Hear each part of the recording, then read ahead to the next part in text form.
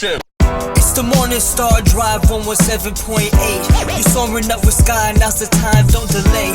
I'm sitting in my ride and it's time to fly. So let's realign, just listen and fill your mind. I'm burning with desire and the passion. Nobody can stop me when I'm like this. I got my head in the zone, you know. I'm on the morning star drive, you know. Hey guys, how's it going? It's Tuesday, February 8th. And this is the Morning Star Drive on 117.8. We're on YouTube, so make sure to subscribe, follow us on SoundCloud, and make sure to support us on Patreon. So what is happening on this terrific Tuesday? We've got coronavirus updates, current news from around the world, looking into the book of James, and thoughts of the week on ministry. All right. How are you guys doing today? It is Tuesday. Monday is in the books. Yes, we've finished the hardest day of the week, that first day, just getting back into things, putting the words into action. Hope you guys are doing really well too. I'm super thankful, all of you joining us here on the Morning Star Drive. Let's build the community each and every day, liking and commenting. Would love to hear how you guys are doing. Thank you so much for all of you who are commenting and liking on SoundCloud and YouTube. We want to hear from you guys and see how you think of the contents that we have, or you guys can put out other stuff. We already got some new song requests, and we want to see if there's other content you would really like to hear on this channel, okay? So what is happening these days? It's the Beijing Olympics, and of course, it's pretty controversial because China has that genocide of Uyghur Muslims over there in Xinjiang, I think, right? And while they are, there's these kind of like concentration camps for these Uyghur Muslims, as crazy as that sounds. Like they're having the Winter Olympics on the other side of the country. And it's really sad that it's happening like this. But I hope more than anything else, it will bring light to, and make people should be, when I look at the stuff that like Americans and Canadians are all upset about, like vaccine mandates, this and that, and politics, like I think genocide of these Uyghur Muslims is much bigger than all those things, and I think we're a little bit too.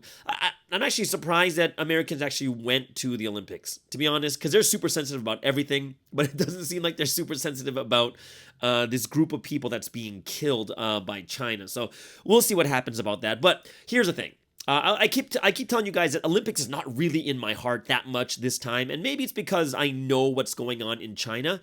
However, there's one thing I do. I'm watching a little bit more right now, and one of the things that came to my mind is, especially when Sunseem talks about how you can see God work in the world events like the Olympics, right? Like the World Cup. And these are things that we can see how God works. So, even in my heart, I was like, you know what? Even though it's something I may not agree with this country, this is still the place where God works, right? And God is working in the confines of what human beings do with our free will and, the relative predestination we learned about last week. So I really hope it's something that all of us can understand and see. What do you guys like? What do you guys like to watch for Winter Olympics? Okay, so as a Canadian and me and my family, this is one thing I think is really good about the Olympics is because it's a national thing. Like our whole family comes together to watch the Olympics. Like me, my mom, my dad, we're just sitting there watching like obscure events, like stuff that we don't really watch, like the snowboarding big air or the skiing half pipe or whatever it is. Like these are things that we don't really watch, but we don't even watch it unless Canada's playing. So it brings a lot of like patriotism. So I think that's kind of cool too. And if I were to tell you, like, if there were three major events, this sounds kind of funny though. Well, yeah, three, probably like my family, the ones we watch the most for Winter Olympics, definitely number one is hockey. Right, so even yesterday, me and my parents watched the women's hockey destroy Russia like 6-1. And then probably up there with hockey is figure skating. Figure skating is not really popular in Canada until the Olympics comes around. And this is something huge for us. We had some like big like stars like Kurt Browning and Elvis Stoico. Elvis Stoico is probably my favorite of the all-time. And we've had some really good figure skaters, and we've always been up in the world for for best figure skating. I think like right now it's a team competition figure skating, and Canada came fourth. Oh, just out of a medal, but the one, it was like Russia with the gold, America with the silver. But this Russian amazing figures, she's 15 years old from Russia. Oh my gosh, she made history. the other day by doing the first quad, like spinning 4 times for women's events ever. Women's figure skating, no one's ever done it before. She did it twice in one program. So we were just like, what? 15 years, she's going to be like dominating for like the next 10 years. Maybe the next 3 Olympics she can be dominating more than anything else. So that was just ridiculous. But hockey and figure skating are really big for me here, for our family. Curling is up there too. And we'll never talk about curling until you go to Canada, a Nordic country, or maybe, and those of you guys don't know curling, it's like shuffleboard, but you're on a big ice rink. And you guys got to watch it. It's really interesting if you know how to play it, if you know the rules of it too and the strategies. So, those 3 are up there, and maybe some skiing stuff, but not really unless Canada's doing it, right? Canada's like we're watching Canada do it right now, but definitely way up there is hockey, figure skating, and curling. I'm not sure what else we would. Oh, speed skating, and that's more for Korea, not Canada. We'll watch it for Korea because they're really good at that. But either way. So I do like this. One thing about the Olympics is it does bring everyone together. Everyone has that same purpose and goal, and there's no fighting. We all agree that we want Canada to win more than anything else. So super happy and excited about that one too. All right. So how about you guys? Tell me what sports, like tell me the country you're rooting for. Obviously it's your country, but what sports are you like the ones that you like the top 2 or 3 sports you really, really like to watch when it comes to Winter Olympics? All right. So that'd be kind of cool to hear in your comments about what you guys are thinking about. This Thursday, of course, we have a new talk coming in, and I'm really looking for this YouTube channel. I'm really starting to get back into researching and getting myself back into getting these videos to become more viral or to get them to be more exposed. So that's something I'm really, really studying right now too, and also going to join some of these companies that are able to help you out and stuff like that too. So I'm really excited about this, and we'll have another new talk on Thursday at 4 p.m. But hopefully you guys are really, really going to be able to support us more and continuously, because it's something that's really exciting for this is something new in Providence. We've been doing it for like less than 2 years, and I hope that we can do it even better for the coming year. March 16th it'll be April. April will be the 2-year mark for this channel more than anything else. So super happy about this. All right. Sunday edition. If you remember, for this week, we met Ju Sung-eun from Germany. Great interview. Hope you guys are really enjoying that one. Super fun, insightful. And, these are the Sunday editions. We get to leave this behind not only for the people today, but for all the people in the future wondering about who are the people that are, were in this history and who the ones that were running. Okay? So, all right. Let's get into today's show, and we're going to start off with the member artists, some music from member artists around the world. And on this awesome Tuesday, who we're going to start with, a good favorite. A lot of people are talking about this artist once again. It's Zeniac from the Paper Music Associates in Korea. Remember, these are all member artists. They are members, and she's making some amazing music. This is Zeniac, and this song is called Star Launcher. And I remember in the past, on their SoundCloud site, this was like the #1 song everyone was listening to. So this is a great song, Star Launcher from Zeniac. And then we'll listen to the Somebody Boys from America with Butterfly featuring Sarah Chamberlain over there in the UK. Well, currently living in Vancouver right now. And then also, last but not least, we'll have Renee Lai from Taiwan. This is her first original song, I See. And she's basically testifying of all the things she's seen in this history and about Sunseam too. So I hope you guys really enjoy this. We got a song from Korea, from America, and Taiwan, right? So that's Korean, Chinese, and English. We got a great mix of member artists, all right? So I hope that all of you guys are just really supporting them, especially with your prayers.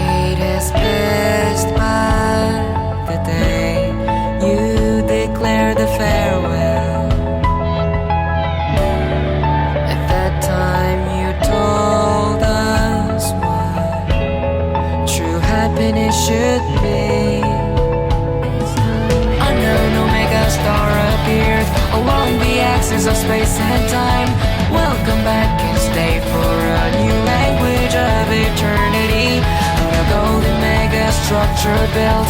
You put all the words, let there be light, in a moment of a celestial miracle.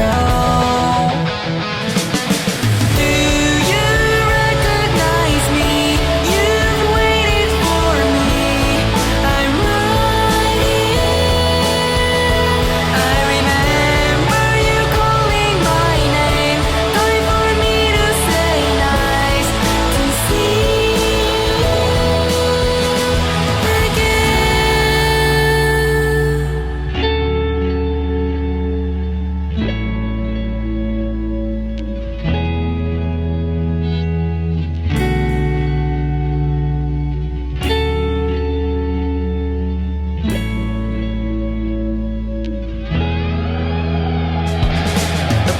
stars were fired from the temple you missed for so long.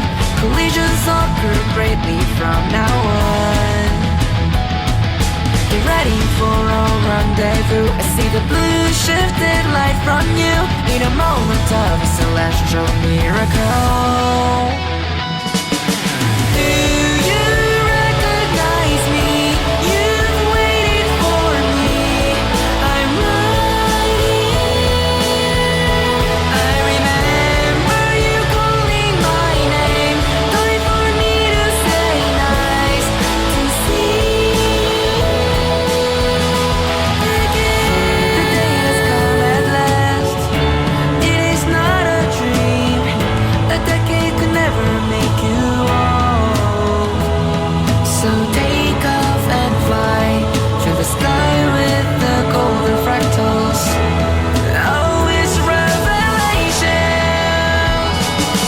We will synchronize with those who prayed for us. Our we know your love's always the same. Time for us to cry out. We're right here for you.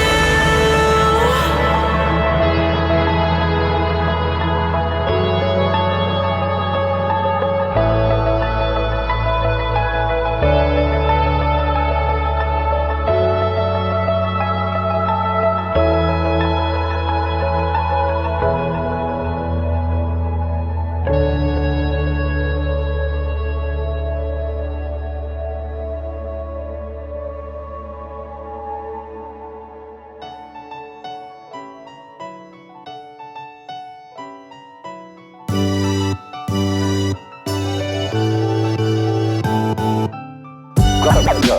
Gotta let go. And let it happen. And let it happen. Believe in yourself and believe that you're somebody. Gotta believe in yourself, cause no one else will. You the people have the power to make this life free and beautiful, to make this life a wonderful adventure. You wanna make it happen? Don't ever back down from the challenge ahead of you. Gotta keep your head up, have a positive attitude. It's like a drunk sometimes when problems arise. Just take it all in, learn and grow, then it'll be alright. The stages to life and where you wanna be. Nobody said it will be easy. You have to struggle to get your dreams seen. You gotta transform, believe me. When people don't think so much of you, use it as fuel, shock 'em with the new you. When people say that's not what you should do, just let them watch you hit your new moves. Ay, a young caterpillar, now a butterfly. Give thanks to God till the day you die.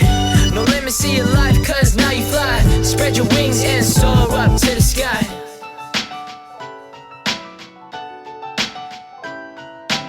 As the sun shines bright, I let my wings dry and fly away.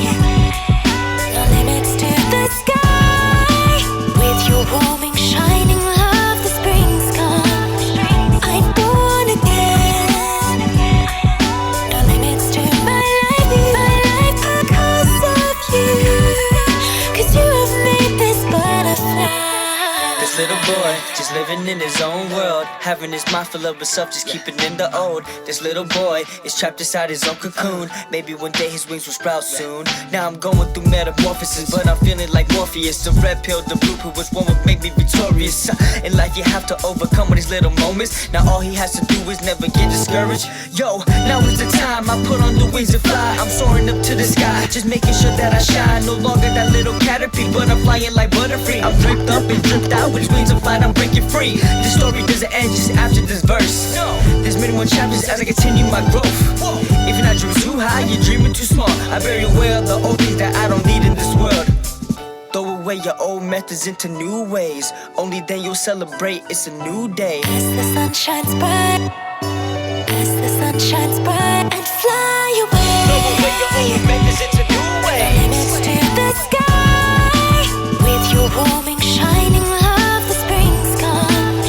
I'm born again. Only then you'll celebrate, it's a new day. Limits to my life because of you. 'Cause you have made this butterfly. As the sun shines bright, I let my wings dry and fly away. Throw away your old methods into new ways. Limits to the sky. With your warming, shining love, the spring's come. I'm born again. Only then you'll celebrate, it's a new day. Limits to my life because of you. 'Cause you have made this butterfly. As the sun shines bright, Throw away as the sun shines bright, and fly away. old methods into new ways. No limits to the sky. With your warming, shining love, I'm born again. New day. No limits to my life because of you. 'Cause you have made this butterfly. 'Cause you have made this butterfly.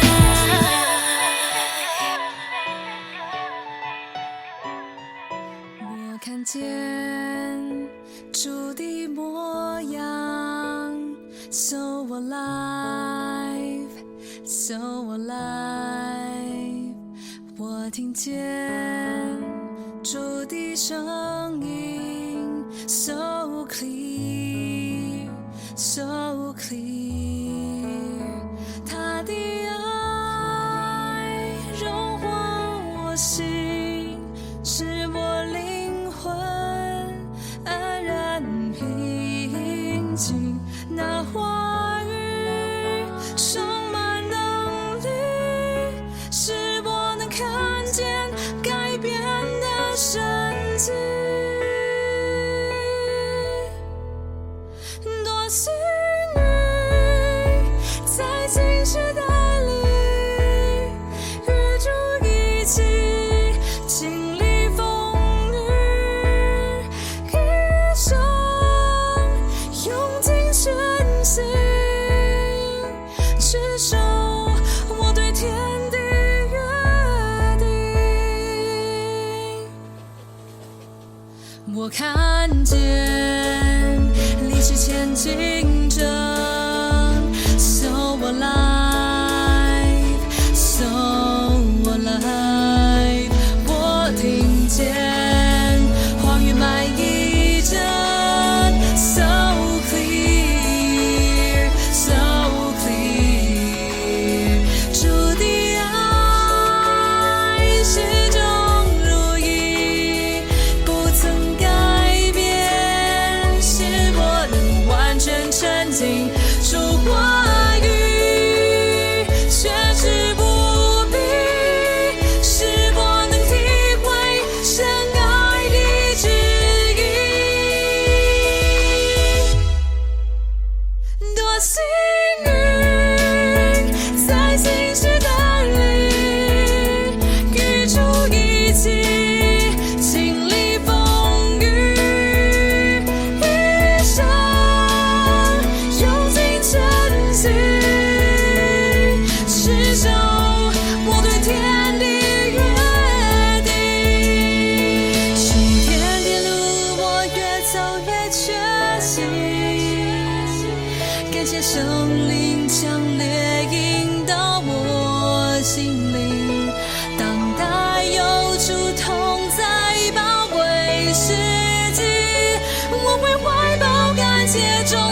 时间到底，出马波来你。多幸运，在新时代里与主一起经历风雨，一生用尽真心，至少我对天地约定。多幸运，在新时代里与主一起经历风雨，一生用尽真心，至少我对天地约定。我看见主的模样，so 我来，so 我来。 And there is Renee Lai from Taiwan, her first original song that she made herself, and that is I See or I Have Seen. That second song was So Many Boys from America featuring Sarah Chamberlain, Butterfly, and of course the feature artist of the day, that is Zeniac from the Paper Music Association in Korea with Star Launcher. All right, guys, let's get into some news going on around the world. And of course, 3 reasons why we listen to the news, the world news especially. Number 1, as Sunseem said, you need to see how God is working in this world through the big events like the Olympics and the world news, right? Secondly, we get to see the condition of the world. And last but not least, we get to look at these sad and, really depressing news we hear every once in a while and really be able to comfort God's heart in this area. Okay, so let's start off with the coronavirus updates for today. And to this date, globally, there have been 396.8 million cases with over 5.76 million deaths, and the mortality rate remains at 1.45%. It did go down, but it didn't go down a full 0.01%, one of those points, right? Top 5 countries. Going by daily death rates, India is on top with 897 deaths and 83,000 cases. Russia in second with 661 deaths and 180,000 cases. Mexico, 588 deaths and 35,000 cases. Brazil in fourth with 420 deaths and 63,000 cases. And US is number 5 with 374 deaths and 50,000 cases. And just to let you guys know, the reason why there's such a big flux of numbers going up, and like US is on top with like 2,000, and the next day, like today, they're only at 300, is because a lot of the numbers aren't reported in every single day. So there's probably going to be days when people have days off, and this is why we kind of have this influx of numbers. But like even the US with 374 today, their average is like, I think it's supposed to be like 1,500 a day is the average every single day so far. Over here in North America, US and Mexico are in the top 5, and Canada has 85 deaths and 6,800 cases, which is not bad, actually. It's not bad at all. It's still not good, but it's still, they're doing a pretty good job. Let's take a look at the world news going on, and we're going to start off with Canada. And I told you before, there's like this huge trucker protest with thousands of trucks all lined up in front of the capital city, in front of the House of Parliament. And this is happening at the borders in the U.S. and stuff like that too. And finally, the capital city of Canada, that is Ottawa, declares emergency over trucker COVID rules protests. So the mayor of Canada's capital, Ottawa, has declared a state of emergency in response to more than a week of truckers' protests against COVID restrictions. Jim Watson said the city was completely out of control with demonstrators outnumbering police. He said the protest posed a threat to the safety and security of residents, and the truckers have paralyzed the center of Ottawa with vehicles and tents blocking roads. The Freedom Convoy, as they call it, began as a movement against a government requirement that the truckers be vaccinated against COVID. And speaking to Canadian radio station CFRA, Mr. Watson said the protesters were behaving increasingly insensitively by continuously blaring horns and sirens, setting off fireworks, and turning it into a party. The mayor did not give specific details about what measures he might impose, but police said on Sunday that they would step up enforcement, including possible arrests of those seeking to aid the protesters, which if you look into the law, technically speaking, aiding protesters like by giving them food and stuff like that, it shouldn't be against. You shouldn't be arrested for that. A state of emergency will give the city additional powers, including access to equipment required by frontline workers and emergency services. And a statement from the city authorities said the state of emergency reflects a serious danger and threat to the safety and security of residents posed by the ongoing demonstrations and highlights the need for support from other jurisdictions and levels of government. I have been keeping up with this, and I have been seeing it live on the ground, and I'm just going to be super honest with you guys. What is being said in the news is completely different from what is actually happening. It is the vast majority of it is peaceful. They are making sure there's no garbage flying everywhere. They are protecting monuments and such like that too. So from what I've seen, it's just really hard to see what the news is saying about this. So many Ottawa residents, which I think they have every right to, they have objected to the demonstrations because it's disturbing their everyday way of life. Complaints range from idling trucks that impede traffic and makeshift wooden structures in city parks to lost income and fears of harassment and even violence. So police has said they are concerned about how the convoy has attracted extremist rhetoric. And one demonstrator who drove for hours to join the protest in Ottawa told AFP News Agency that the protest was about freedom. Right, so a couple of people have lost their jobs because of these mandates, which is true. Like this vaccine mandates is forcing people to take them against their will. And of course, people have the concerns. But you guys, we need to know that Canada is like 83% vaccinated. And originally, they said that only 3/4 need to be vaccinated in order for us to get over this. That was the original thing that even like Fauci was saying. Herd immunity happens when you have 2 of 3. And if you go into what science originally said about the coronavirus, they said there's an R0 number, right? The R0 number is for every person that gets infected, how many people do they infect? So it becomes like very, what's that word?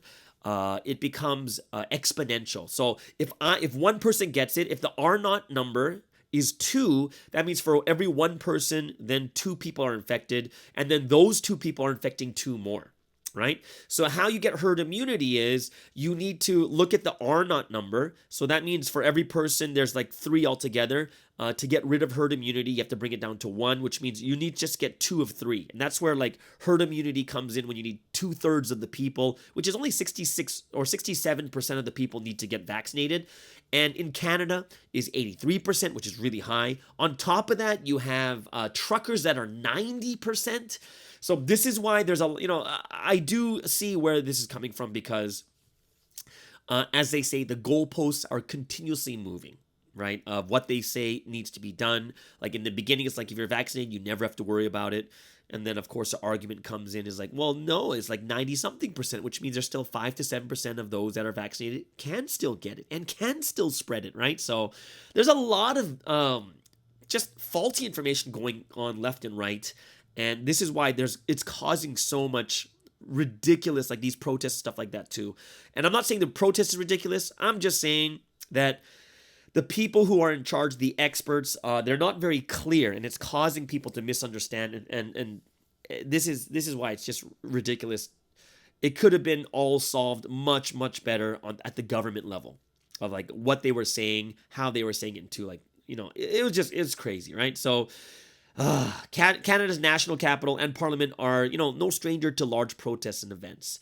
But the city's police chief has repeatedly said there is no precedent for the Freedom Convoy in terms of the demonstration's level of organization, funding, and commitment. And there's no doubt that the protesters have dug in and made it clear that they are ready to stay for the long haul and have been joined by thousands of supporters over the past 2 weekends. So there's no end. There's no clear sight of the end, and police have faced frustration from many residents asking why they've not done more to bring an end. And we got to just take a look at both sides. Their life, their regular life is being completely obstructed right now for something that's, it's a very, very big thing. But, it's the exact same thing that happened. Like, if we got to understand from multiple points of view that even in Minnesota during the time of, what's that guy's name? What was his name? The guy who was like, his knee was stepped on his neck. What was his name? Floyd, right? And George Floyd, right? And think about it. They were rioting and, busting up like these Targets and Walmarts and, breaking into stores, stealing and looting. Like how many people were complaining at that time too, right? And, and the police didn't step in that level also. So I'm just happy that it hasn't reached that level, looting. And honestly, I don't know if Canadians are capable of doing that. To be honest, they're just too nice, right? Think about it. They're doing peacefully. They're just honking their horns and stuff, which is so much better than looting and stuff. So let's just hope that it doesn't get to that level. So let's just hope that whatever is God's will is going to happen. And personally, just myself is we just got to be able to see both sides. We don't need to take sides. All we need to do as people of God is to pray that God's will be done. Like that is the most proper thing for people of God. Why? Ultimately, as individuals, we can't change anything. Honestly, we can't. Individually, we can't change anything. We just can't as an individual. However, through prayer, we can make the biggest impact. So, I'm not going to take a side. We just need to know both sides, be aware of both sides, and let prayer and God take its course more than anything else, right? So it's, now they have declared a state of emergency in Ottawa. So we'll see what happens in this area. In second news, we go to the Ukraine-Russia crisis. Emmanuel Macron, the president of France, says a deal to avoid war is within reach, which is great news. French President Emmanuel Macron has said he thinks a deal to avoid war in the Ukraine is possible and that it's legitimate for Russia to raise its own security concerns. Before talks in Moscow with Russian President Vladimir Putin on Monday, he called for a new balance to protect European states and appease Russia. He restated that the sovereignty of Ukraine was not up for discussion. Russia has massed troops on Ukraine's border, but denies planning to invade. Moscow has made a string of demands, including that the NATO Defense Alliance rule out Ukraine becoming a member and that it reduce its military presence in Eastern Europe. Western countries have rejected this, instead suggesting other areas of negotiation, for example, talks on cutting back nuclear weaponry. Now, Macron told the journal Du Dimanche newspaper that Russia's objective was not Ukraine, but a clarification of the rules with NATO and the EU. And he said he hopes his dialogue with the Russian president would be enough to prevent military conflict and that he believed Putin would be open to discussing wider issues. Now, Macron, who also spoke with U.S. President Joe Biden on Sunday, cautioned against expecting Moscow to take unilateral measures to de-escalate the situation and said Russia had the right to raise its own concerns. So he said setting up dialogue with Russia could not pass through the weakening of any European state, and the trip to Moscow and then to Ukraine's capital, Kiev, the following day is being coordinated with German and American allies. Macron's appearance in the international spotlight also comes ahead of France's presidential election in April. The French president has called for a renewed relationship with Russia before, and in January he said the EU should open its own dialogue with Moscow rather than rely on Washington. So the tensions between Russia, Ukraine, and the West have come nearly 8 years after Russia annexed Ukraine's southern Crimea Peninsula and backed a bloody rebellion in the eastern Donbas region, and Moscow accuses the Ukrainian government of failing to implement the Minsk Agreement, an international deal to restore peace to the east, where Russian-backed rebels control swaths of territory and at least 14,000 people have been killed since 2014. So, looking at both sides, yes, Russia has every right, not every right, but, Russia should be concerned because if the Ukraine becomes part of NATO, they're bordering Russia, right? So, they are concerned. And on the West and EU, they are concerned because just, several years back, Russia annexed Crimea, right? Of course, no one did anything, but they annexed them. They took over. So we have to understand that both sides should have every right to be concerned. Who is right? Well, you might think your country's right because it's your country, or you might have some bias against Russia. But I think ultimately, more than anything else, like I said before, it's about the prayer. Right, we got to make sure that God will do the right thing. All right. So here's another thing talking about this Ukraine-Russia saga, and it's about China. China is actually joining Russia in opposing NATO expansion. So China has joined Russia in opposing further NATO expansion as the two countries move closer together in the face of Western pressure. Moscow and Beijing issued a statement showcasing their agreement on a raft of issues during a visit by Russia's Vladimir Putin for the Winter Olympics. Putin claims Western powers are using the NATO Defense Alliance to undermine Russia, and it comes amid tensions over Ukraine, which he denies planning to invade. Some 100,000 Russian troops remain at the border with Ukraine, which is a former Soviet republic, and Putin, who has written that Russians and Ukrainians are one nation, has demanded that Ukraine be barred from joining NATO. Now, while the lengthy joint statement did not refer directly to Ukraine, the two countries accused NATO of espousing a Cold War ideology. The talks, which the Kremlin said were very warm, were held ahead of the game's opening ceremony. It was the first time the leaders have met face-to-face since the start of the pandemic. Friendship between Russia and China has no limits. There are no forbidden areas of cooperation, the statement reads. The two countries said they were seriously concerned about the AUKUS security pact between the US, UK, and Australia, and announced last year AUKUS will see Australia build nuclear-powered submarines as part of efforts to boost security in the Asia-Pacific region. It is largely seen as an effort to counter China, which has been accused of raising tensions in disputed territory such as the South China Sea. Meanwhile, Russia said it supported Beijing's One China policy, which asserts that self-ruled Taiwan is a breakaway province that will eventually be part of China again. However, Taiwan sees itself as an independent country with its own constitution and democratically elected leaders. Amid a growing war of words, the U.S. on Wednesday accused Russia of planning to stage a fake Ukrainian attack that it would use to justify an invasion. Russia denied it was planning to fabricate an attack, and the U.S. Did not provide evidence to support the claim. And earlier, the U.S. said it was sending more troops to Eastern Europe to support NATO allies. Russia said the move was destructive and showed that its concerns about NATO's eastward expansion were justified. All right, so let's get into some, that's the top 3 news in the world, things to pray about and think about, and let's get into sporting news, right? Top 3 sporting news. Well, we're only going to do the biggest one is the Olympics going on right now. This is the biggest one going on. World event. This is something that we're going to see God doing some work here. I was watching a lot of it. Men's snowboard slopestyle. Canada gets the gold medal, Max Perot, and then also they get the bronze medal. Mark McMorris, right? So they got 2 medals in that one event. China gets the silver in that one. In ski jumping, which is kind of cool too, this is a new event, first time in the Olympics. It's a team event. Slovenia gets gold, Russia was silver, and Canada gets the bronze. Speed skating, one of the ones that my parents watch a lot. In the 500-meter skate, Italy's Ariana Fontana gets the gold, Netherlands' Suzanne Schulting gets the silver, and Canada's Kim Boutin gets the bronze. Mixed curling, I'm sorry to say, I'm so upset. Defending champion Canada. Mixed doubles. This is Canada's event. We lost 8-7 to Italy, which is 9-0, and we did not make the semifinals. If you guys watched it. But most of you guys don't know what curling is, but either way, I was so disappointed. Women's hockey, the 2 countries that matter more than anything else is U.S. and Canada, and that's going to be the final no matter what. Canada beats Russia 6-1, and the U.S. beats the Swiss 8-0. In team figure skating, which is the big one, I watched it last night, so good.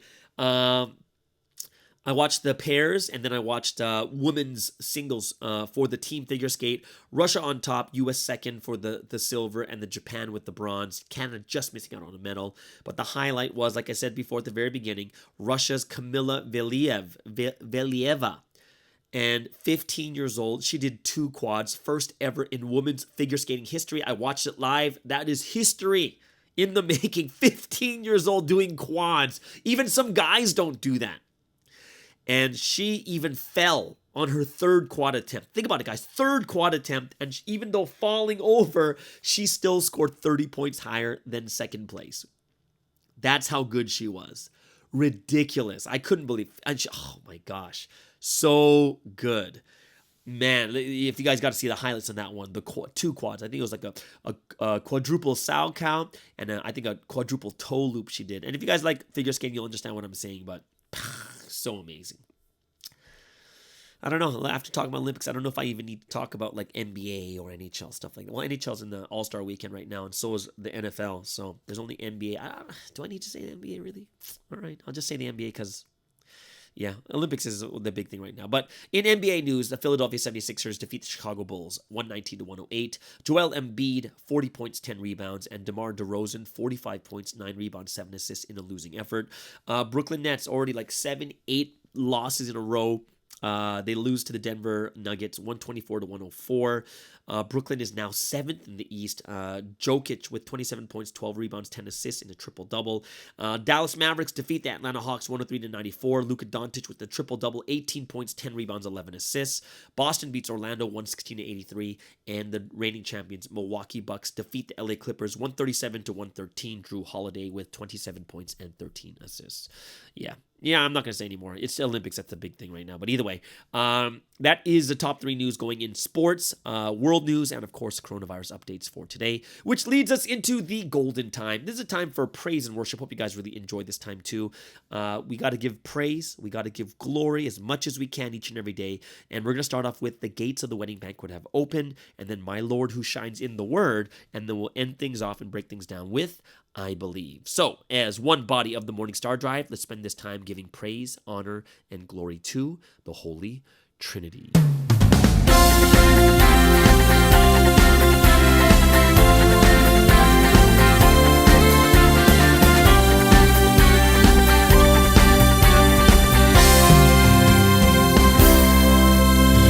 Heavenly brides of love, my flock in pastures green. Turn your eyes towards the heavens, look to heaven's King.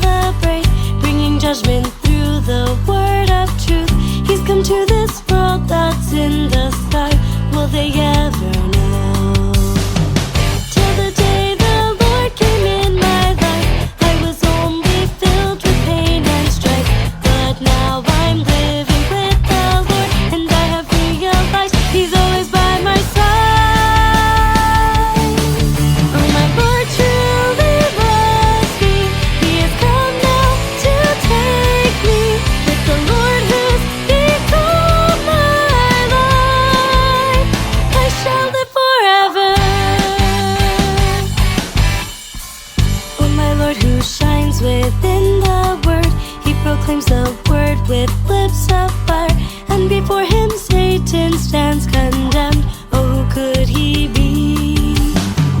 Oh, my Lord, who's come upon the earth, he has come to save this troubled world. If we meet the Lord in ignorance, it will be our loss. Till the day the Lord came in my life, I was only filled with pain and strife. But now I'm living with the Lord, and I have realized he's always by my side. Oh, my Lord truly loves me. He has come now to take me. With the Lord who's become my life, I shall live forever.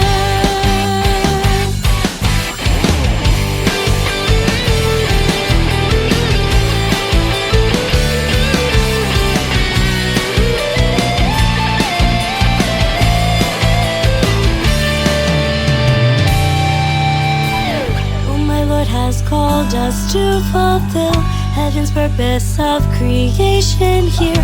And as he makes heaven on the earth, we are overjoyed. My Lord always judges righteously, speaking only words of truth and love. We're rewarded as much as we do. I will follow him. Till the day the Lord came in my life, I was only filled with pain and strife. But now I'm living with the Lord, and I have realized he's always by my side. Oh, my Lord truly loves me. He has come now to take me. With the Lord who's become my life, I shall live forever. Oh, my Lord, like lightning in a flash, came to give us the new word of truth. He has raptured us into the sky. I will follow him. He appeared the eagle from the east. From Korea history spreads its wings. We shall build a land of truth and love, heaven on the earth. Till the day the Lord came in my life, I was only filled with pain and strife. But now I'm living with the Lord, and I have realized he's always by my side. Oh, my Lord truly loves me. He has come now to take me. With the Lord who's become my life, I shall live forever. Oh, my Lord truly loves me. He has come now to take me. With the Lord who's become my life, I shall live forever. Oh, my Lord truly loves me.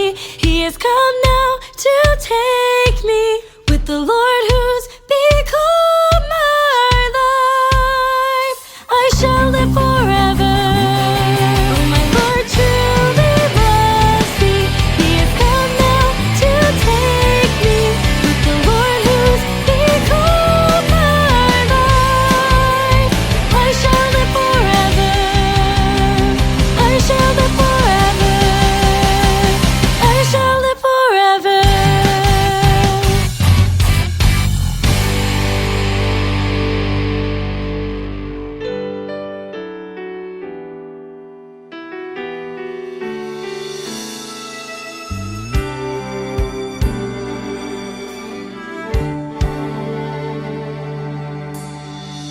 As I am walking on this road that leads to the city of gold, the Lord's sail is planted in my center, and on the Lord's wings I will rapture higher.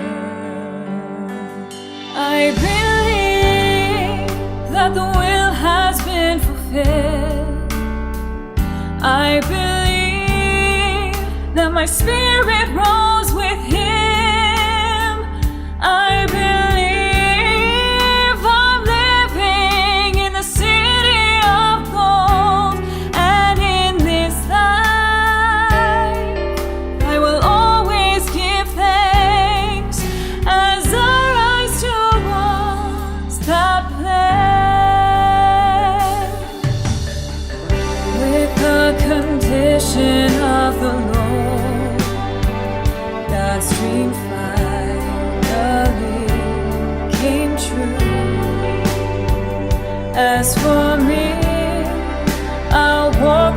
path unchanging.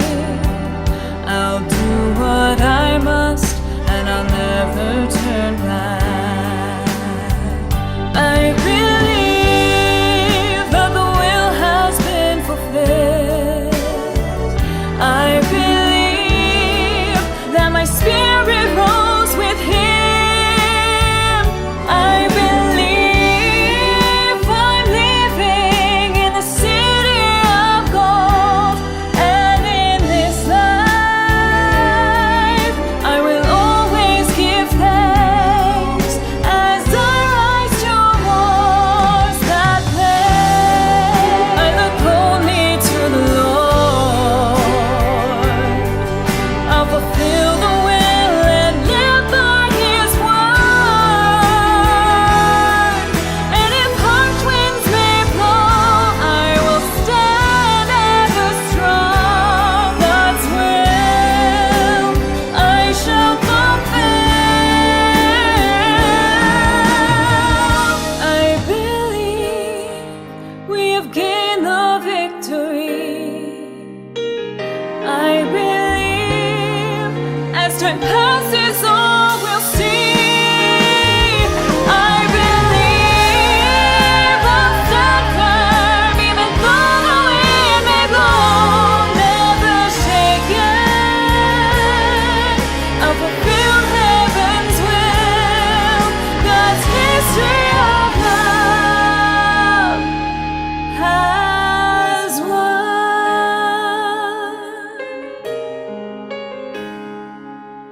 God's history of love has won.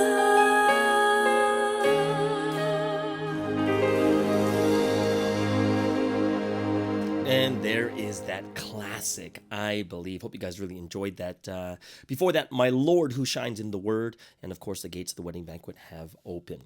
All right, everyone, let's get into today's word study for today. And of course, every single Tuesday, we do go into the book of the scriptures and the book that comes from this week's message. And of course, we have the complete Testament scriptures and also the book of James, very, very famous, especially James 2:26, that body without the spirit is dead. Faith without deeds is dead, right? And that's a very, very important chapter in chapter 2. So what we're going to do today is I'm going to go a little bit different because today I want to talk about James. Okay, and they said that the author for the book of James is not actually the apostle James, like not one of the 12 disciples, but is actually Jesus's half brother. Okay, so he's like, oh, I thought James was written by John's brother, James and John of Zebedee, right? So we're like, oh, okay, I thought this was a James coming from the 12 apostles. The answer is no, it's actually from Jesus's brother, which is kind of cool because when you listen to his story, I'm going to talk about James the Just, or Jesus' half brother, okay? And one thing we do need to know is, number one is, yes, Jesus actually had a family. And if you look in Matthew chapter 13, all right, and we have to go all the way to verse 55. It names off Jesus' brothers, right? It says, isn't this a carpenter's son? Isn't his mother's name Mary? And aren't his brothers James, Joseph, Simon, and Judas? Okay, so when we look at this, James, Joseph, Simon, and Judas, and mentions sisters as plural. So he had at least a minimum of 6 siblings. Right? So there's like the 4 brothers, and plural of sisters means minimum 2. So there's got to be at least 6 siblings, and he's like that means he's either 7, 8, 9, 10, something around there. So he had like 7. Like his family had like 7 or more. Okay? And James, if you look in Matthew 13:55, it talks about James is always named first when Jesus' brothers are listed, right? And this in that day, this likely meant that James was the eldest brother of the 4, known as James the Just, right? And James led the church at Jerusalem until his violent death in AD 62. So one thing that's kind of cool about this is learning about James the Just, Jesus' eldest brother, which is kind of cool, right? This is kind of in line with, lately some people talking about his older brother that came to believe, even though he's on his deathbed, but he came to believe, right? So this story, this book of James, most likely, I'm not going to say 100%, most likely was written by James the Just or Jesus' half brother. So what does the Bible say about James the Just, Jesus' half brother? So let's first start off in John chapter 7, verses 1 through 4. Okay, and this is kind of when Jesus' brothers mock him. And in verse 5 tells us the reason. So it says that in James chapter 7, verse 5 says, for even his own brothers did not believe in him. And this is towards the end of Jesus' ministry, probably around 6 months before his crucifixion. And this is after Jesus healed a man who had been disabled for 38 years, which is in John chapter 5. This is also after he fed 5,000 for the breaking of, like the multiplying of bread, and walked on water. So even after more than 2 years of miracles, James, which is, the older brother we're talking about today, was a skeptic. And most likely he did not come to believe in Jesus, his own brother, until after the resurrection. So think about this. It is quite hard to swallow the idea that your brother that you grew up with was the Son of God. He's the Messiah. Like, that is a very difficult thing to swallow. And that's why big kudos to all, and it's amazing how Sunstein has his brothers that are in this history more than anything else, right? So as a humbled witness, right? That's the second thing we see as James. Another thing what the Bible says about James the Just is that he's a humbled witness. In 1 Corinthians 15:7, it specifically names James as one to whom Jesus appeared after his resurrection. And seeing his dead brother walking and talking, James believed that Jesus is the Christ, the Son of God, sent to save people from their sins. And when he later writes the Epistle of James, he introduces himself not as the brother of Jesus or a leader of the church, but as simply James, a servant of God and of the Lord Jesus Christ, right? So, people would wonder, like, wow, why didn't he name himself in James chapter 1, verse 1? But if it was James the apostle, he would have said who he was too. But we can see that he was very humbled, even though he was Jesus' brother. He named himself as a servant of God and follower of Christ. Right? And immediately after Jesus ascends to heaven in Acts chapter 1, verse 14, we see that James is with the apostles praying and waiting for the promised Holy Spirit. So James is one of the 120 filled with the Holy Spirit at Pentecost, the day the church begins, right? And that's Acts chapter 2. And from the moment he encounters Jesus, the risen Lord, James is wholeheartedly devoted to serving him and his church. Think about this guy. This is his own brother. Okay, so James also was seen as a wise leader throughout the scriptures. So less than 10 years later, when Paul visits Jerusalem, he meets with two church elders, Peter and James, the brother of Jesus. Now, when Paul describes this event in Galatians chapter 1, he refers to James as an apostle, one of a select few who had witnessed the risen Christ and whose teaching held authority. Now, James is still head of the church at Jerusalem 14 years later when Paul returns to settle the issue of which Jewish laws apply to Gentile believers. Debate rages between the Judaizers, right? And who are these people? Those who demand that Gentile Christians be circumcised and observe all the laws God gave the Israelites, and Paul and Peter, who insist that Gentiles don't need to become Jews to follow Jesus. Right? And it's a thorny, complicated dispute threatening to tear the infant church in two. James listens to both sides. He allows them to fully express all their opinions, concerns, and arguments, and only after they stop speaking does he respond, and his answer demonstrates his knowledge of the scriptures and his discernment and strong impartial leadership. So most orators of the day flattered their hearers with flowery accolades, wove in stories and cultural references, and eventually got around to alluding to whatever it was they wanted to communicate.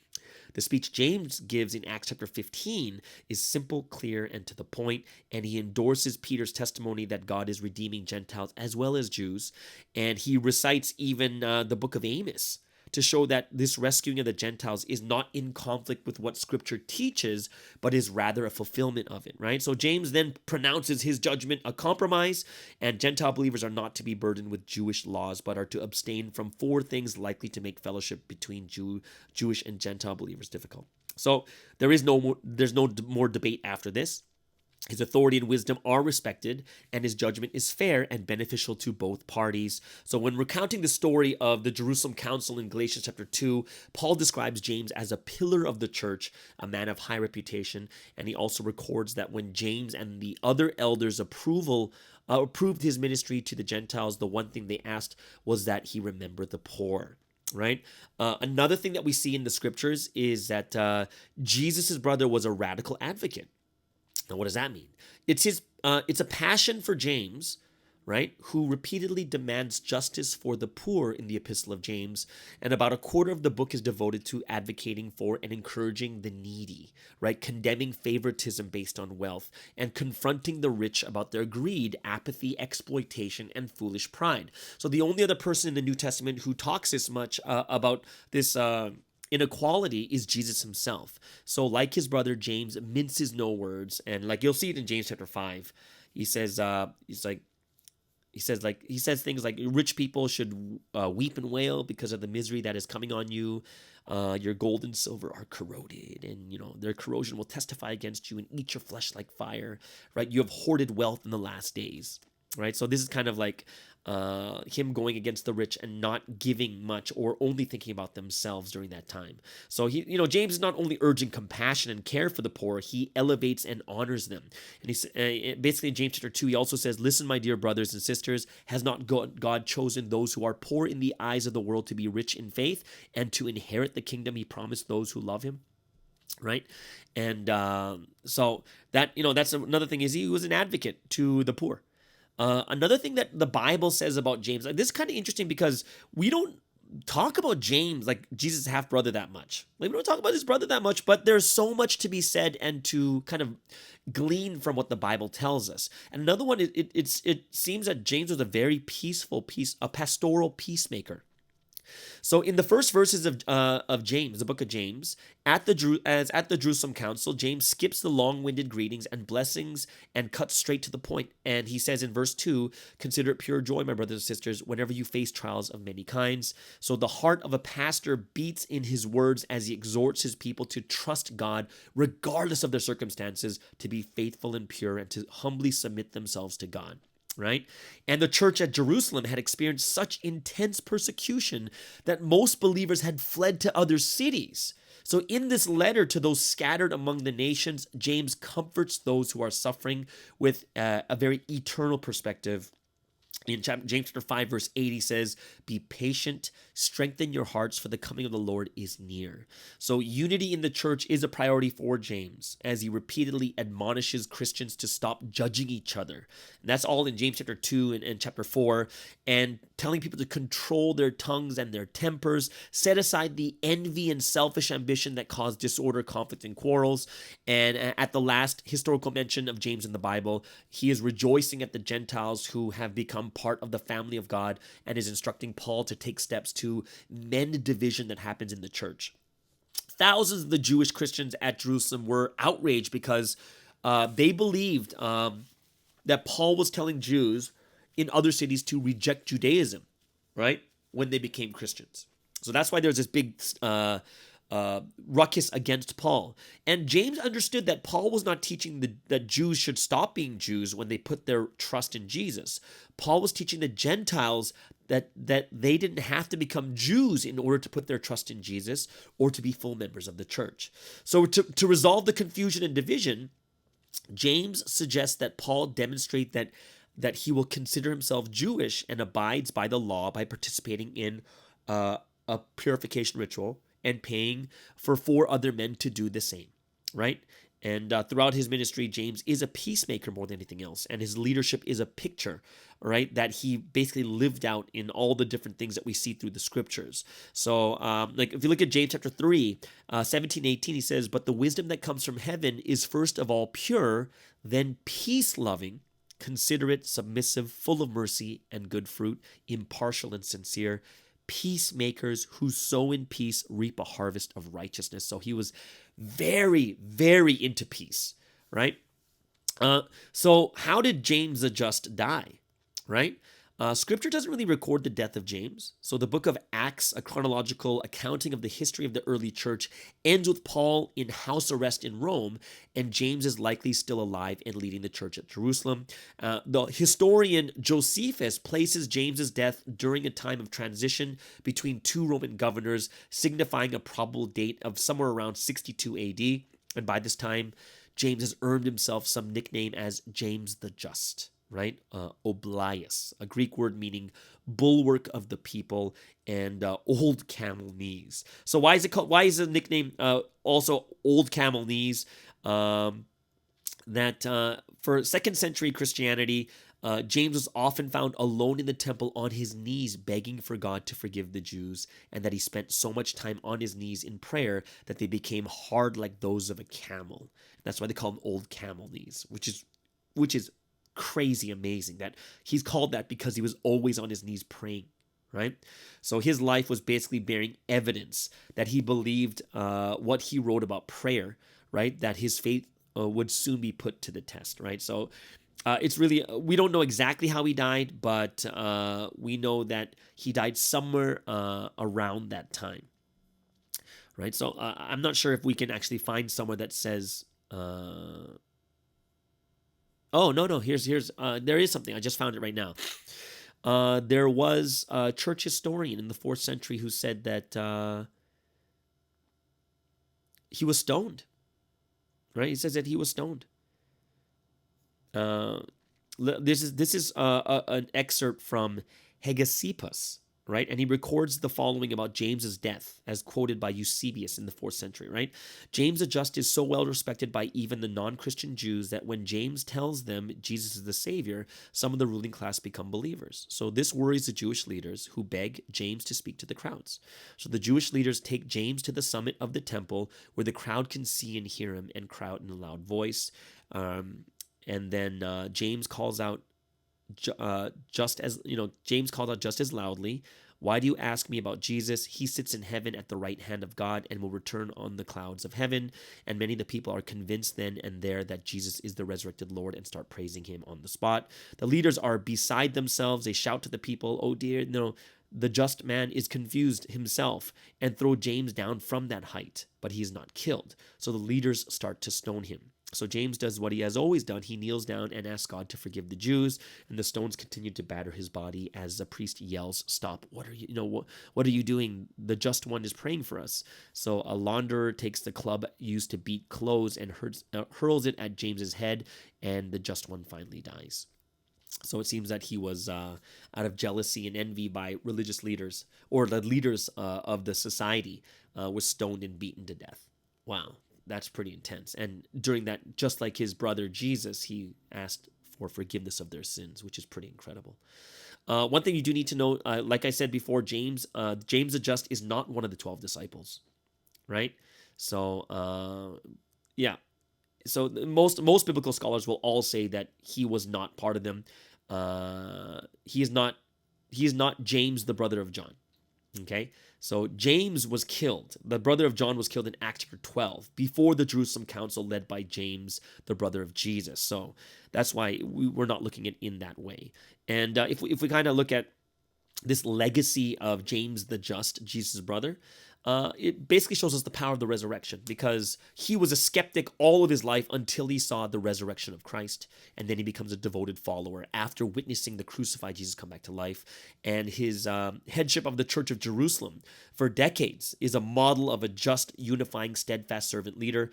And the book of James helps shape the mission of the Christ of the church, bringing in unity, faithfulness in prayer, and witness,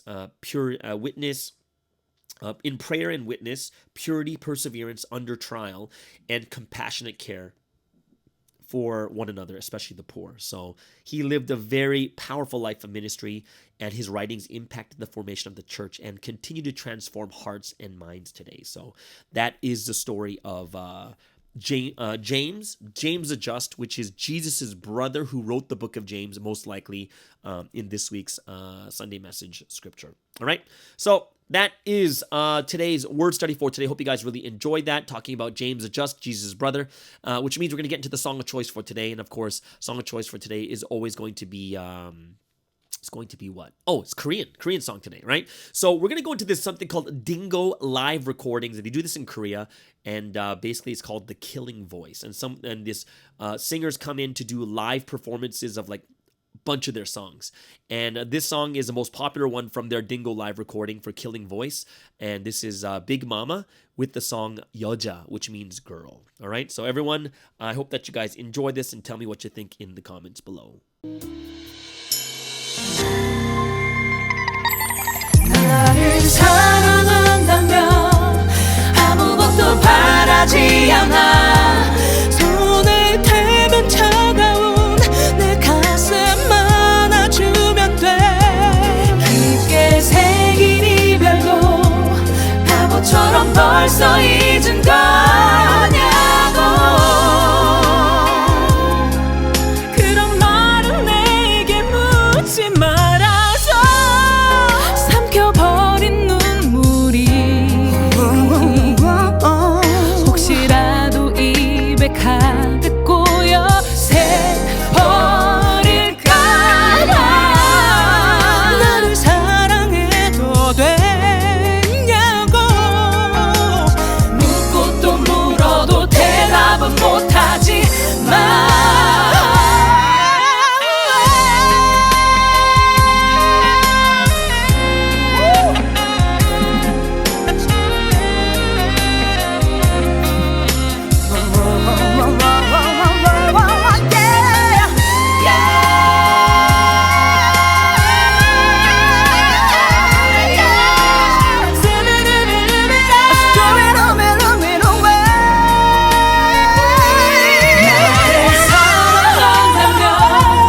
아무것도 바라지 않아 손을 대면 차가운 내 가슴 안아주면 돼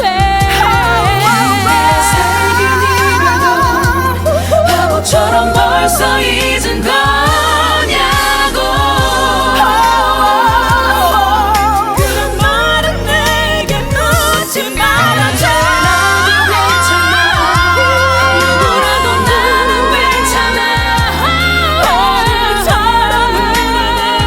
내 눈물 가려주면 돼 그거면 돼 사랑한다고 그러다가 나만 다칠 거라고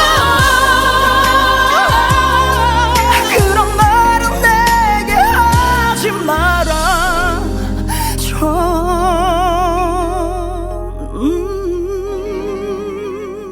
And that was Big Mama, and that song is called 여자, or a girl, or woman. You can say, oh, I think it's more of a girl, right? And wow, that was a live recording. So if you guys, I'll put I'll post it into the description below. But when you guys see this, they sing like 5-6 songs in a row. They're really, really good, and they're called Big. I'm not sure why they call themselves Big Mama. I think they're just a lot older as singers, but they're so good. You got to watch this Killing Voice. It's this program they have in Korea where they have these famous singers coming in singing a bunch of their biggest hits. All right. So that leads us into today's thoughts of the week when it comes to ministry. And I was thinking about something very, very interesting because I was listening to some of these intellectuals in the world right now. And I was listening to a guy named Douglas Murray from the UK, and he just talks about the mad crowds and how things are happening in a certain way, and people kind of, it kind of, some of the things that we see in society gets a little bit ridiculous, right? Even for us, when we look at these like gender identity, pronouns, all these, like, whoa, where is this all coming from? But he said something really, really interesting.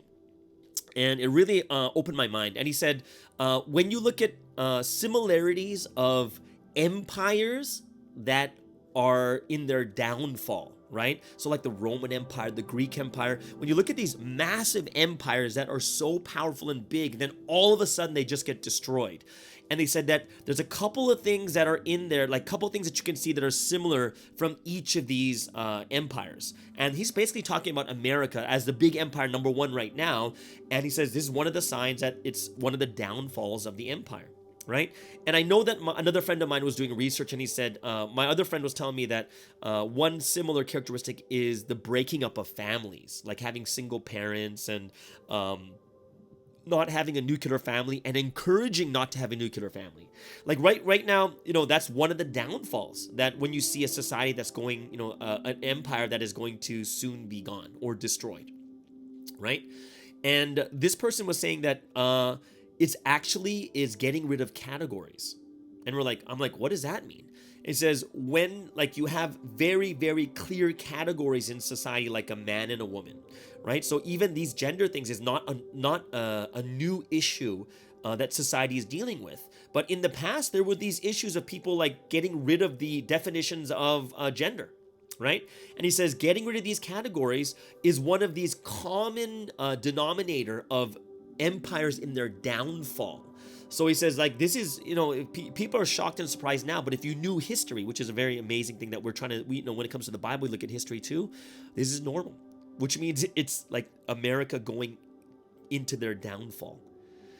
And when we look at this, it's like, wow, this is really interesting. And he says, and he's basically saying that society and the way of life is so good that there's so many good things about life right now. It's much more comfortable that people don't have something to live for or no purpose to fight for. So everyone has this wanting to have a purpose in their life. And what happens is, people lose God, people lose that spiritual purpose. And all of a sudden, because of that void in their hearts, like in the past, people are struggling to eat. And that's a huge thing. I gotta eat, I gotta do this, I need to get a house. Or, there's this big thing, at least some physical purpose that they're living for right now. But as society gets better and better, what happens is people are losing meaning in their life. Because now it's not about survival. It's not about getting more food. It's not about living a better life. Everyone is living pretty much like, as they said, 1%, the top 1% is all, in North America, where $30,000 a year, American dollars a year, is enough to be the top 1% in the world. Which means you can work at McDonald's and be top 1% in the world as a full-time person working at McDonald's, right? When we look at this, it's very, very interesting that because there's a void of purpose, there's nothing for people to have a purpose for, they try to fill it with things that are nonsensical or doesn't even make any sense, like gender identity. Like when it comes to when we can, he was giving examples of how much better, like racial discrimination or, discrimination, gender or the fight between females and males, like a lot of this has become substantially better than the past. It's nothing close to what it was like in the past. Yet people will not even look at statistics or see how good it actually got, but they're going more by feeling. And because of this, people are all of a sudden having a new purpose. They filled that void with a new purpose. Like, oh my gosh, I'm going to be someone who I have a purpose now to get rid of racism, right? And honestly, will we ever get rid of racism? And the answer is probably not. I don't think we'll ever get rid of race. There's always going to be a racist person out there somewhere, right? They're always going to be there, right? And when we're looking at where people fill their hearts and their lives with these purposes that are not, they're making it more real than it really is. Is not as big as people think, right? And when you look at true, you can't say, oh my gosh, racism is systemic. It is so systemic because you've seen it in your life. You know what I mean? Because what if you're in an area that is more racist, or what if you're in an area that, there's always these other things that are part of the equation that we don't see. So this is why a lot of people, times we need experts, or we need people who are studying those things more than just let's fight for this. Like all that energy, especially people of Providence, because we know we have the purpose. Our job isn't to go out and protest. Like that's not the biggest thing. That's like not the number one thing. Our biggest thing is to protest to God. And we need to start giving people this purpose. Like understanding there is a purpose of creation. There is a purpose of life, right? People have been losing themselves. I'm not talking about just Providence, just in general, like searching for a purpose. And since life is so good right now, so many good things are happening living in a lot of these first world countries, that they're trying to find something to attach themselves with and say, oh, this is meaningful in my life now. I'm doing something for, like something great like discrimination, something great for the gender pay gap, something great like racism, something great, there's all these things that are so great. But when you look at how things are done in the world now, especially in America and Canada, is no longer about facts. It's no longer about people like how, what's the evidence. It's just, it's there and you have to deal with it. But it's something that is impossible to refute. Meaning, one of the examples he gave is when people accuse you, let's just say, of being a racist, it's impossible to say you're not. There's no, like, how are you supposed to prove whether someone's racist or not? You can't prove it. It's improvable. And that's why you're kind of like stuck. You can't say, oh, I'm not racist because I have black friends. It's not going to work, right? Those things are not proofs. How do you prove someone's heart, intention? Right? You can't. And this is why, and when you look at the way that when people are very radical in certain areas, they are not looking for an excuse. They're just there to make sure that you go down more than anything else. And you're going to see it all over the news. And this is why, as people who are in this ministry, right, when it comes to ministry, yes, those things are important to us, but we're not going to change it. It's only God. This is why the prayer, fulfilling the purpose of creation, right? Like, I saw something really scary is like there's a church in LA called Saddleback Church, and all of a sudden inside of a church, they're making safe spaces. Like, it makes no sense to me that, wow, then you must have massive problems in your church if you have a section only for black people so that they feel safe. Right? Like, how does that make any sense? That in the church, it shouldn't be like, we're looking for the ideal world. Like in Isaiah chapter, 11, verse 6 through 10 about the animal kingdom, as Sunseem talked about in the message. He says we're all supposed to live together in peace and harmony. And we're all, just like kind of James, like we just learned about James the Just. We're supposed to live in harmony and peace. But imagine in the church you have a safe space. That doesn't make any sense. Does that mean that church? I hope it never gets down to that when it comes to a Providence church, because that means there is massive issues in the church. It should never happen in a church, which means that church either has massive problems or they're just bowing down to the radical left or to these people who are just trying to kind of virtue signal that their church is great when it comes to this thing. People have a purpose they need to look. People are looking for purpose. And because people don't have God, they don't know what to put themselves and attach themselves to, that all of a sudden, that whatever that is noble out there, like climate change, whatever is noble, like racism, whatever is noble, discrimination, whatever is noble, like all these things, trying to find this massive movement that they can connect themselves to. It's crazy when you think about it, because when you look at even like when I talk to people who are in favor of BLM, they're not in favor of looting. But because it's such a great movement to support, Black lives, that people feel they're part of something. And even though those crazy things of burning down buildings, all those things are happening, and even destroying Black communities, it's such a noble thing that they feel they have purpose and meaning. What has to happen when it comes to ministry is we need people to understand the real meaning of why they're why they're living. It's far bigger than discrimination and misogyny or racism or all these other different huge climate change. It's way bigger than these things, and we have to show these people through our lives how much bigger it really is.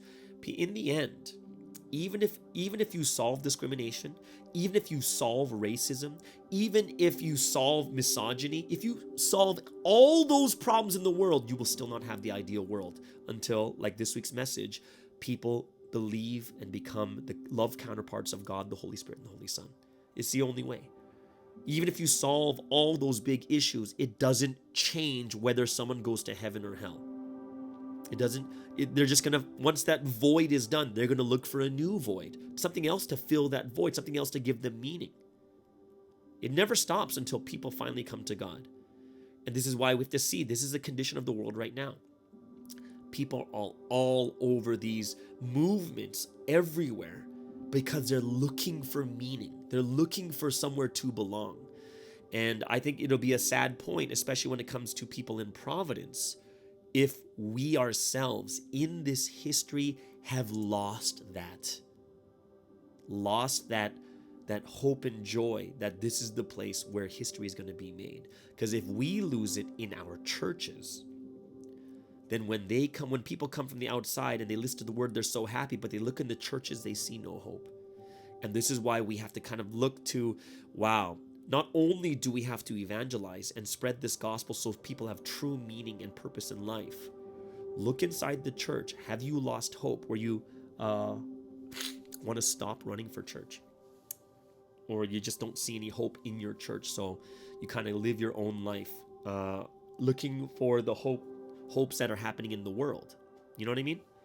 And we really have to understand this life that we're living right now and how much we really need to bring ourselves to the next level, right? So these are my thoughts for ministry thoughts of the week, and I just thought it was a very, very interesting conversation. I was listening to these intellectuals around the world, but they're seeing things that that we're not looking at. It's kind of like Sunseam, how Sunseam shows us the whole history of the world and how God is doing things repeatedly.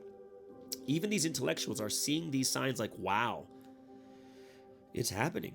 The same thing's happening like the Roman Empire, like the Greek Empire, right? The same thing is happening, but everyone looks at it as a normal thing, like the society is getting better, but it's actually in the same path as it was before.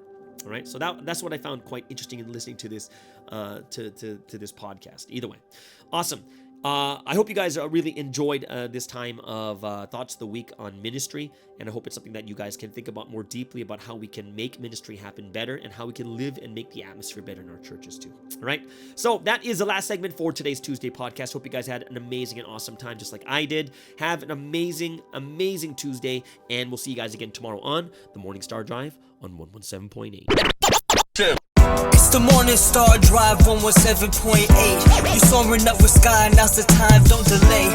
I'm sitting in my ride and it's time to fly, so let's realign, just listen and fill your mind. I'm burning with desire and the passion. Nobody can stop me when I'm like this. I got my head in the zone, I'm on the Morning Star Drive,